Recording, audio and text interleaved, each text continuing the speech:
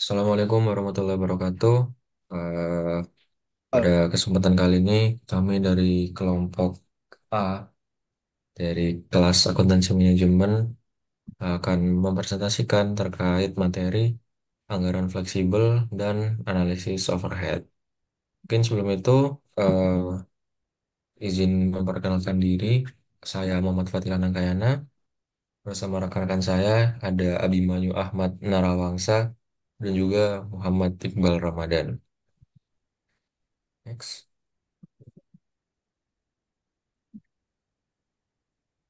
Baik, langsung saja kita masuk ke pembahasan pertama itu terkait anggaran fleksibel.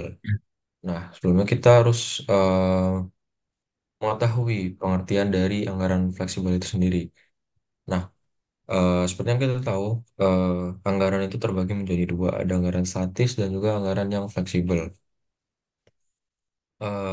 Ini menjadi salah satu sifat anggaran, ya itu yang seperti yang sebelumnya saya sebutkan, ada statis dan juga fleksibel. Nah, untuk yang fleksibel sendiri itu adalah anggaran yang memperhitungkan bagaimana perubahan aktivitas itu mempengaruhi biaya. Nah, secara lebih lengkapnya itu anggaran fleksibel adalah anggaran yang penyusunannya didasarkan atas perubahan dalam aktivitas yang mempengaruhi biaya. Anggaran fleksibel ini menyesuaikan dengan pendapatan, biaya, dan beban dengan volume aktual yang dialami serta membandingkan jumlah tersebut dengan hasil sesungguhnya. Nah, anggaran fleksibel itu memperhitungkan perubahan-perubahan biaya yang terjadi sebagai konsekuensi dari perubahan aktivitas. Eh, Pada saat anggaran fleksibel ini digunakan itu, terutama dalam evaluasi kinerja, biaya aktual itu dibandingkan dengan biaya yang seharusnya terjadi pada tingkat aktivitas tertentu. Jadi, pada intinya, nantinya itu akan dibandingkan biaya yang telah ditetapkan atau biaya yang direncanakan dengan biaya aktual yang digunakan. Next.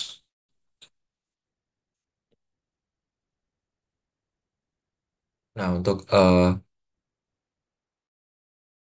apa namanya, rumus perhitungannya dapat dilihat seperti yang ada di layar. Itu BAF sama dengan VS dikali X ditambah BF. Nah, untuk keterangannya itu dapat dilihat di bawahnya. BAF itu adalah besaran anggaran fleksibelnya, kemudian VS itu adalah biaya variabel satuan, X itu adalah jumlah unitnya, dan BF itu adalah biaya tetap. Nah, anggaran fleksibel ini sendiri memberikan estimasi mengenai berapakah biaya yang harusnya terjadi untuk setiap tingkat aktivitas dalam rentang tertentu. Next. Nah, kemudian ada kegunaan dari anggaran fleksibel. Nah, anggaran fleksibel sendiri itu bertujuan untuk memberikan informasi yang diperlukan kepada manajemen untuk mencapai tujuan utama, yaitu controlling atau pengendalian melalui anggaran. Jadi yang pertama itu dapat berguna untuk merencanakan anggaran fleksibel itu sendiri, kemudian yang kedua itu sebagai alat mengkoordinasikan aktivitas-aktivitas di berbagai divisi perusahaan, kemudian juga menjadi salah satu dasar pengendalian biaya. Kemudian adapun anggaran ini itu disusun dalam suatu range tingkat aktivitas itu bertujuan untuk meminimumkan pengaruh ketidakpastian di dalam perencanaan dan pengambilan keputusan. Ini akan memudahkan penyesuaian rencana bila aktivitas aktual itu berbeda dengan tingkat yang telah ditetapkan atau yang diharapkan. Nah, untuk itu penilaian yang layak itu terhadap pengukuran varians tingkat efisiensi. Next. Oke, kemudian ada cara penyusunan atau cara membuat anggaran fleksibel itu ada beberapa tahapan. Yang pertama itu adalah mengidentifikasi biaya tetap. Eh, Biaya tetap itu ya seperti yang kita tahu, biaya yang akan selalu sama terlepas dari seberapa baik kinerja bisnis ataupun aktivitas. Jadi biaya tetap itu lebih sifatnya statis. Contohnya itu ya kayak sewa gedung, kemudian gaji untuk apa namanya karyawan seperti itu. Kemudian yang kedua ada identifikasi biaya variabel. Ya sama eh, kita nanti catat dan juga tulis apa-apa saja biaya variabel yang ada dalam suatu kegiatan bisnis. Kemudian yang ketiga itu ada menentukan berapa banyak perubahan biaya variabel. Nah, setelah mencatat biaya-biaya yang sudah disebutkan tetap dan variabel itu, kita juga perlu menghitung berapa banyak perubahan biaya variabel yang ada setiap bulannya. Karena kan biaya variabel itu tergantung terhadap jumlah unit. Misalnya, kalau em, di bulan pertama itu membuat 100 produk, biaya variabelnya itu 5 juta. Nah, untuk di bulan ke selanjutnya, jika kita meningkatkan jumlah yang kita produksi, pasti variabelnya itu juga biaya variabelnya itu juga berubah. Maka dari itu kita harus menentukan seberapa besar perubahannya. Kemudian yang keempat itu kita menghitung total biaya overhead. Contoh biaya overhead itu kayak pengiriman, biaya pemasaran, dan juga biaya administrasi itu bisa dimasukkan ke dalam biaya overhead. Kemudian yang kelima itu ya setelah kita mengetahui semua biaya-biaya yang mungkin akan kita keluarkan, kita membuat anggarannya. Dan yang terakhir itu kita harus meninjau kembali, evaluasi, dan memperbarui anggaran yang sudah dibuat. Barangkali ada penyesuaian-penyesuaian atau mungkin situasi yang mengharuskan anggaran tersebut itu diubah. Next. Oke, yang selanjutnya ada keunggulan dari anggaran fleksibel. Nah, keunggulan utamanya itu dibagi terletak menjadi dua hal. Yang pertama itu anggaran anggaran fleksibel ini dapat dipakai sebagai alat perencanaan laba dengan lebih baik, yaitu melalui analisa antara hubungan biaya, volume, dan laba yang seperti kita sudah eh, bahas di pertemuan-pertemuan sebelumnya itu ada analisis biaya, volume, laba. Kemudian yang kedua itu anggaran fleksibel itu juga dapat digunakan untuk menganalisis penyimpangan biaya dengan lebih baik. Nah, selain itu, anggaran fleksibel juga dapat diterapkan dalam semua fungsi perusahaan, baik produksi, penjualan, dan juga administratif. Dan tapi itu lebih sering digunakan dalam pusat tanggung jawab pada fungsi produksi. Nah, dalam anggaran fleksibel ini, variance itu diantisipasi dengan menjadwalkan biaya-biaya yang menunjukkan bagaimana setiap elemen biaya tersebut berubah karena volume atau tingkat aktivitas perusahaan. Dengan sifatnya yang dinamis, anggaran fleksibel ini sering dipakai sebagai alat pengendalian atau controlling dari biaya karena dapat menunjukkan seberapa seharusnya biaya yang dikeluarkan pada tingkat aktivitas tertentu dibandingkan dengan yang direncanakan. Next.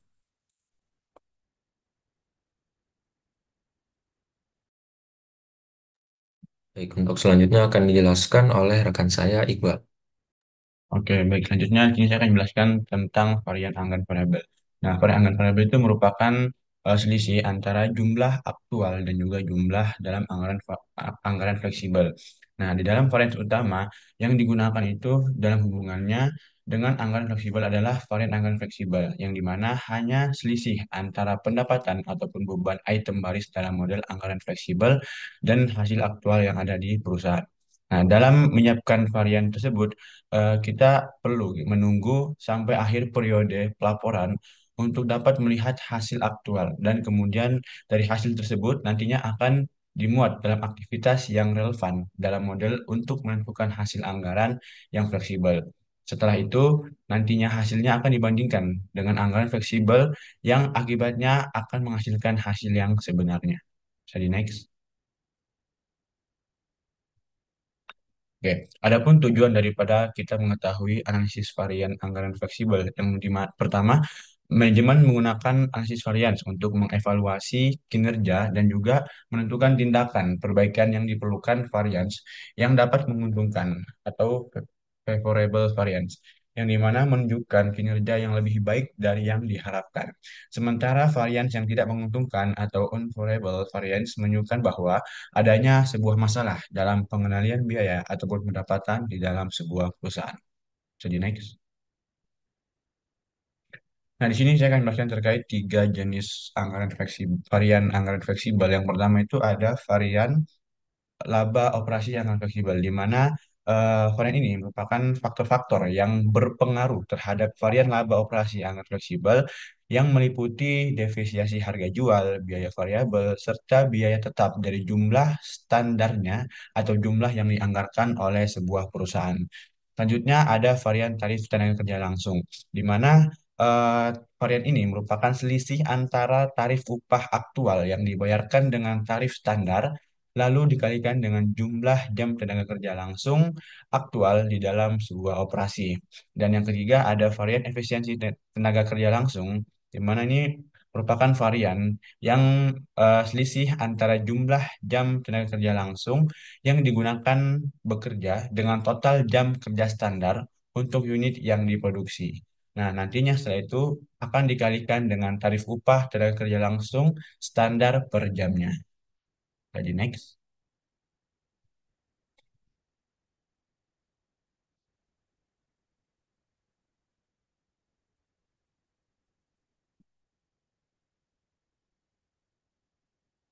Oke, mungkin di sini ada rumus dari varian laba operasi yang fleksibel, yaitu laba aktual nantinya akan dikurangi dengan laba anggaran fleksibel.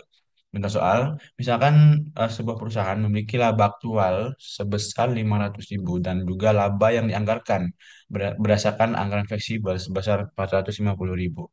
Nah, di sini berdasarkan rumusnya kita langsung saja mengurangkan 500.000 dikurang dengan 450 menghasilkan angka 50.000 yang merupakan varians laba operasi perusahaan tersebut. Di mana ini merupakan varians positif yang menguntungkan. Artinya laba operasi aktual itu tinggi dari laba yang diharapkan pada level produksi yang diharapkan. Gitu.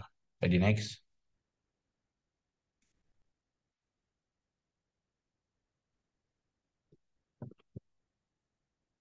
Oke, di sini selanjutnya terkait tentang varian tarif tenaga kerja langsung. Berdasarkan rumusnya, untuk varian tarif tenaga kerja langsung itu adalah tarif aktual dikurang dengan tarif standar dikali jam kerja aktual. Nah, untuk contoh soalnya sendiri, jika sebuah tarif upah aktual adalah 25.000 per jam dan tarif standar adalah 20.000 per jam dan jam tenaga kerja aktual adalah 1.000 jam. Maka langsung saja kita masukkan rumusnya, itu 25.000 dikurang dengan 20.000 lalu dikali dengan 1.000. Hasilnya adalah 5.000. Nah, ini juga merupakan tarif yang menguntungkan karena tarif tenaga langsung apel itu lebih tinggi dibandingkan dengan tarif yang dianggarkan oleh perusahaan tersebut. Seperti itu. Bisa di next. Nah, mungkin yang terakhir terkait varian efisiensi tenaga kerja langsung. Sini juga sudah tertera rumusnya, di mana rumus dari varian efisiensi tenaga kerja langsung itu jam kerja aktual dikurang dengan jam kerja standar dikali dengan tarif standar. Nah, berdasarkan contoh soalnya, perusahaan ABC menganggarkan 1.200 jam kerja untuk memproduksi 4.000 unit produk selama 3 jam per unit dengan tarif standar 50.000 per jam. Namun pada kenyataannya perusahaan itu menggunakan 1.003 jam untuk menyelesaikan produksi ini. Nah, yang kita ketahui tadi untuk jam kerja standarnya adalah 400 unit dikali dengan 3 jam per unit. Jadi menghasilkan angka 1.200 per jam. Nah, untuk varian efisiensi tenaga kerja langsung itu berdasarkan rumusnya 1.300 itu dikurang dengan 1.200 dikali dengan 50 sama dengan 100 dikali 50 menghasilkan 5.000. Nah, varians ini sebenarnya varians yang negatif. Kenapa demikian? Karena 5.000 itu menunjukkan bahwa tenaga kerja yang dimiliki oleh perusahaan ABC itu kurang efisien dari yang dianggarkan. Sehingga menyebabkan perusahaan itu mengeluarkan biaya tambahan sebesar 5.000 untuk biaya tenaga kerja. So, di next. Oke, mungkin selanjutnya akan dijelaskan oleh teman saya, Nanyu. Oke, jadi sekarang adalah overhead pabrik ya, yaitu yang memiliki pengertian overhead pabrik sendiri itu biaya yang tidak berkaitan langsung dengan proses produksi ataupun jasa yang seperti dijelaskan tadi oleh teman saya Fatih. Dan juga sederhananya itu biaya overhead yang artinya beban tambahan atau beban yang lain-lain seperti pemasarannya dan lain-lain. Jadi biaya overhead itu biaya yang produksi selain biaya bahan baku langsung dan juga biaya tenaga kerja langsung. Oke, yang kedua ini ada perusahaan itu membagi biaya overhead itu menjadi tiga, yaitu biaya overhead tetap, biaya overhead variabel, dan juga biaya overhead variable mix atau campuran. Jadi apa sih itu biaya overhead tetap? Biaya overhead tetap itu adalah overhead biaya yang jumlahnya tidak mengalami perubahan setiap kali melakukan pembayaran sejumlah contoh biaya overhead tetap itu biaya pajak, gaji karyawan, dan juga biaya sewa alat. Lalu yang kedua biaya overhead variabel itu berbeda dengan biaya overhead tetap, tetapi biaya variabel ini tuh biaya yang jumlahnya itu dapat berubah-ubah sesuai dengan kegiatan perusahaan dalam jangka waktu tertentu. Dan salah satu karakteristiknya itu perusahaan mampu menyesuaikan pengeluaran yang sejalan dengan strategi yang ditetapkan. Dengan contoh biaya overhead variabel itu bonus kepada karyawan, lalu biaya iklan, dan juga membeli alat tulis perusahaan. Yang terakhir ada biaya variabel mix. Itu yang mana variabel ini penggabungan antara biaya overhead tetap dan juga biaya overhead variabel. Salah satu contohnya itu eh, nominalnya itu dapat bervariasi sesuai dengan kegiatan perusahaan. Lalu yang kedua ada tujuan. Tujuan dari biaya overhead pabrik sendiri. Yang pertama itu ada mengetahui penggunaan biaya secara efisien, yang dimana apabila suatu perusahaan itu menghitung biaya overhead, hal ini tuh dapat memudahkan perusahaan jika ingin mengetahui rincian alokasi dana yang akan dikeluarkan untuk proses produksi jasa, sehingga perusahaan ini tuh jadi lebih efisien serta menghindari pengeluaran biaya yang tidak perlu. Lalu yang kedua ada menentukan harga pokok produksi secara cepat. Dengan menghitung biaya overhead, perusahaan itu dapat menentukan harga pokok suatu produk itu dengan cepat karena perusahaan sudah tahu besaran biaya yang dikeluarkan dalam memproduksi suatu barang. Yang ketiga ada mengetahui alokasi biaya setiap divisi, yaitu salah satu tujuan untuk menghitung biaya overhead itu untuk mengetahui pengalokasian biaya yang sesuai divisi di mana biaya itu dibebankan, sehingga setiap divisi akan memudahkan bagian keuangan dalam menganalisa, mengoreksi, dan juga menyusun proposal anggaran. Yang terakhir ada sebagai alat pengawasan biaya overhead pabrik, yaitu biaya overhead sendiri itu bisa dipakai dengan alat pengawasan karena keluar masuknya biaya produksi itu eh, dapat dapat dijangkau gitu. Soalnya biaya overhead itu cukup rawan dikorupsi oleh oknum yang tidak bertanggung jawab, sehingga dengan menghitung biaya overhead merupakan salah satu cara untuk mencegahnya adanya korupsi itu.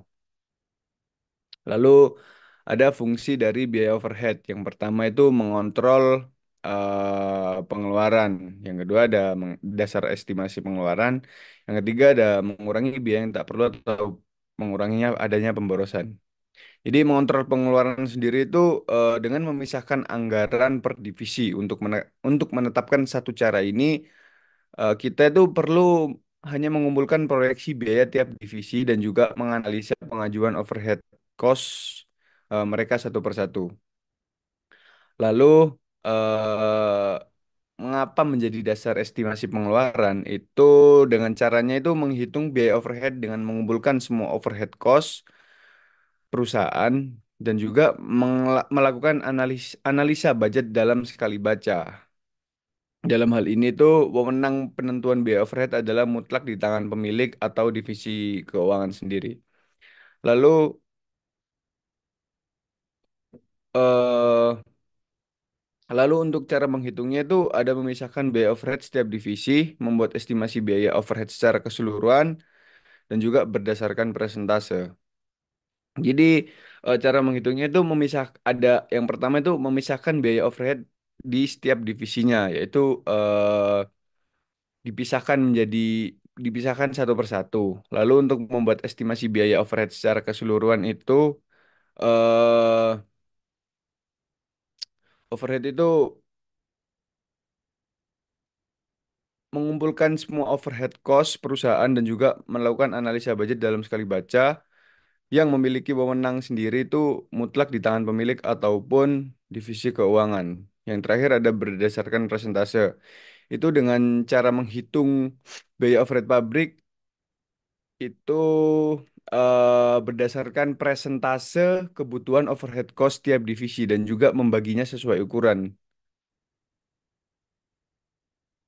Misalnya perusahaan kita itu, perusahaan saya memiliki 100 juta dalam biaya overhead bulanan dan juga menghasilkan 1 miliar dalam penjualan per bulan. Itu dalam hal ini persentase overheadnya itu berarti 100 juta dibagi dengan 1 miliar. Yang artinya biaya overhead itu sebesar 15%. Lalu ini ada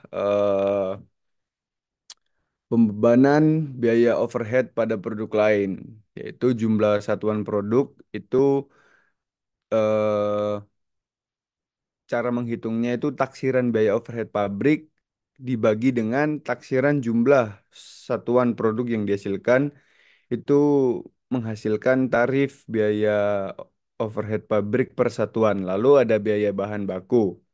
Itu caranya taksiran biaya overhead pabrik dibagi dengan taksiran biaya bahan baku yang dipakai dikali 100% yang menghasilkan presentase biaya overhead pabrik dari biaya bahan baku. Lalu yang ketiga ada biaya tenaga kerja dengan rumus taksiran biaya overhead pabrik dibagi dengan taksiran biaya tenaga kerja langsung dikali 100% yang menemukan berat persentase BOP dari biaya tenaga kerja langsung. Lalu yang keempat ada jam tenaga kerja langsung dengan rumus taksiran biaya overhead pabrik dibagi taksiran jam tenaga kerja yang menghasilkan tarif biaya overhead pabrik jam tenaga kerja langsung. Yang terakhir ada jam mesin yang dengan cara rumus taksiran biaya overhead pabrik dibagi dengan taksiran jam kerja mesin yang menghasilkan tarif biaya overhead pabrik per jam mesin. Lalu yang ini bisa dijelaskan oleh Fatih atau saya, Ti?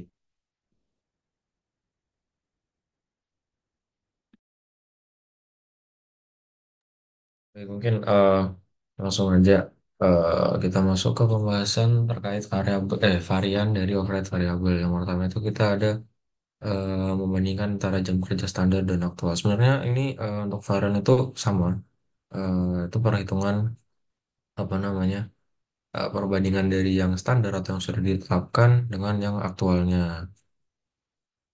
Nah, mungkin untuk kita langsung lebih memahami, kita langsung aja masuk ke contoh kasusnya. Yaitu pertama ada perusahaan Microdrive Corporation, itu ada perusahaan pembuat motor untuk disk drive komputer yang digunakan untuk aplikasi militer.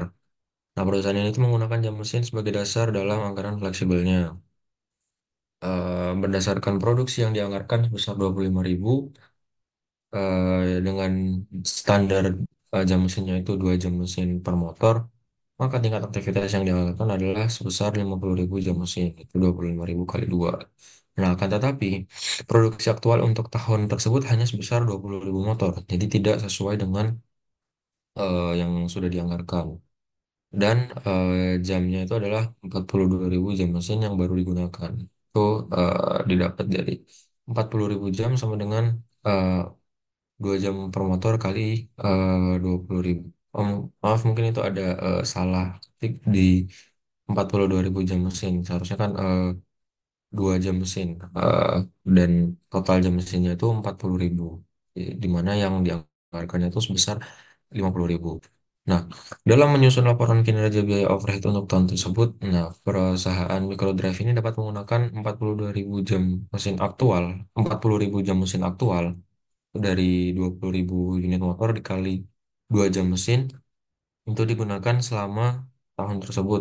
40.000 jam mesin yang harus digunakan sesuai standarnya. Nah, jika jam aktual digunakan, maka biaya varians pengeluaran itu nantinya yang akan dihitung. Bisa di next.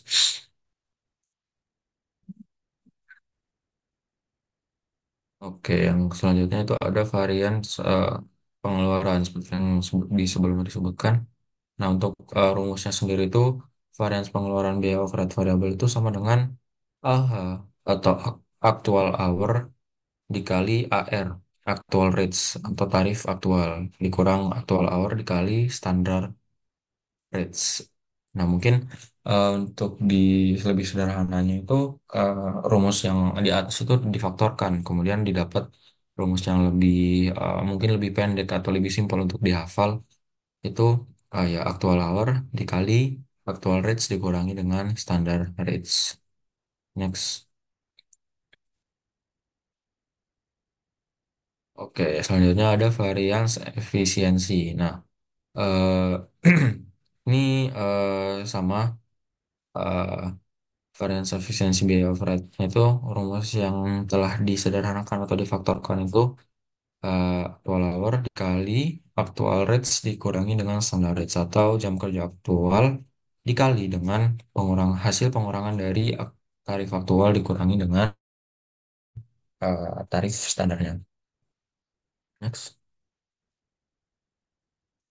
Nah, kemudian mungkin kita sedikit kembali ke pembahasan yang agak fleksibel ya. Jadi, eh, dalam penentuan biaya berdasarkan aktivitas, tiap-tiap kelompok biaya overhead itu mempunyai ukuran aktivitas masing-masing atau tersendiri. Nah, pengeluaran aktual tiap-tiap kelompok tersebut itu dapat dievaluasi tersendiri dengan menggunakan teknik-teknik yang dibahas. Nah, mungkin satu-satunya perbedaan itu adalah rumus biaya overhead ini dinyatakan dalam bermacam-macam aktivitas yang berbeda dan tidak dinyatakan dalam unit atau ukuran umum aktivitas seperti jam kerja langsung atau jam mesin yang sangat berpengaruh dengan jumlah unit yang kita buat. Nah, jika dikerjakan secara tepat, penentuan biaya berdasarkan aktivitas ini dapat meningkatkan kegunaan laporan kinerja biaya overhead tergantung pada seberapa cermat kita itu merancang dan membuat laporan tersebut. Nah, kemudian secara terkhusus itu, manajer itu harus lebih teliti dalam memisahkan biaya variabel dari biaya tetap dalam anggaran fleksibel, karena ini akan sangat berpengaruh dalam pengaplikasian anggaran yang dibuat tersebut. Bisa di next. Oke, kemudian kita masuk ke analisis tarif biaya overhead dan biaya overhead. Nah, mungkin yang pertama itu hubungan dari anggaran fleksibel dan juga tarif overheadnya. Ketika bicara tentang tarif biaya overhead, kita itu menjelaskan bagaimana estimasi total biaya manufaktur ditentukan. Nah, angka ini didapat dari anggaran fleksibel. Nah, begitu tingkat aktivitas denominator itu telah dipilih, anggaran fleksibel tersebut dapat digunakan untuk menentukan jumlah total biaya overhead pada tingkat aktivitas tertentu. Kemudian biaya overhead yang ditentukan di muka itu bisa dihitung dengan rumus dasar. Itu tarif BOP ditentukan di muka itu sama dengan BOP anggaran fleksibel pada tingkat aktivitas denominator dikurangi dengan tingkat aktivitas denominator. Bisa di next. Oke, selanjutnya eh, kait pembebanan overhead dalam sistem biaya standar. Nah, untuk memahami varians biaya overhead tetap, itu pertama diperlukan pemahaman bagaimana biaya overhead itu dibebankan ke barang dalam proses dalam sistem biaya standar yang sudah kita bahas di pertemuan selanjutnya. Nah, kita membebankan biaya overhead variabel ke dalam barang dalam proses itu berdasarkan jam kerja aktual. Nah, prosedur ini sudah benar jika sesuai dengan sistem biaya normal. Tapi kita sekarang menyesuaikan dengan sistem biaya standar. Dalam sistem ini itu biaya overhead dibebankan ke barang dalam proses berdasarkan jam standar yang diperkenankan untuk output dalam periode tersebut, bukan berdasarkan jumlah jam kerja aktual. Nah, dalam sistem biaya standar itu setiap unit produk dibebankan dengan jumlah biaya overhead yang sama, tanpa memperhatikan berapa banyak waktu yang sebenarnya diperlukan unit tersebut untuk proses pemprosesannya. Bisa di next. Nah, mungkin ini ada contoh perhitungan varians dalam biaya overhead tetap. Untuk mengilustrasikannya, kita kembali ke source dari data Microdrive Corporation tadi. Nah, aktivitas denominatornya itu kan tadi 50.000, 50.000 jam mesin, dan BOP tetapnya yang dianggarkan itu sebesar 300.000. Maka bagian tetap dari tarif BOP yang ditentukan di muka itu yang sudah dihitung itu dapat diperoleh dari 300.000 dibagi dengan 50.000 didapat $6 per jam. Nah, kemudian diasumsikan bahwa hasil operasi aktual berikut ini dicatat untuk tahun tersebut. Nah, jam mesin aktualnya itu 42.000 dan eh, Jam standar yang diperkenankan itu sebesar 40.000. Kemudian eh, biaya overhead pabrik tetap aktualnya itu depresiasinya sebesar 100.000, terus gaji penyerianya itu 172, dan asuransi 36.000. Maka dijumlahkan itu total BOP tetap aktualnya itu sebesar $308.000. So next. Nah, kemudian yang keempat itu ada variance anggaran atau budget variance. Itu adalah selisih antara BOP aktual selama periode tersebut dengan BOP yang dianggarkan dalam anggaran fleksibel. Nah, rumusnya sendiri itu adalah mengurangkan BOP aktual, BOP tetap aktual dikurangi dengan anggaran BOP tetapnya. Kemudian yang terakhir itu ada variance volume atau volume variance. Itu adalah ukuran penggunaan fasilitas pabrik. Nah, variance ini itu biasanya timbul jika jam standar yang diperkenankan untuk output dalam periode tersebut itu berbeda dengan tingkat aktivitas denominator yang sudah direncanakan pada saat periode dimulai. Nah, untuk rumusnya sendiri itu variance volume itu dapat dihitung dengan bagian tetap dari tarif BOP yang ditentukan di muka dikali dengan jam denominator, kemudian dikurangi dengan jam standar yang diperkenankan. Baik, mungkin cukup sekian presentasi dari kelompok kami terkait anggaran fleksibel dan analisis overhead. Kami ucapkan terima kasih atas teman-teman semua yang sudah menonton video ini. Kemudian apabila ada pertanyaan, sanggahan, kritik ataupun saran bisa langsung dituliskan di kolom komentar dengan tujuan untuk evaluasi dari pekerjaan kami agar kami bisa terus memberikan materi yang lebih baik ke depannya. Mungkin cukup sekian mewakili teman-teman saya. Saya mau berterima kasih dan mohon maaf apabila ada kekurangan. Terima kasih. Assalamualaikum warahmatullahi wabarakatuh. Waalaikumsalam warahmatullahi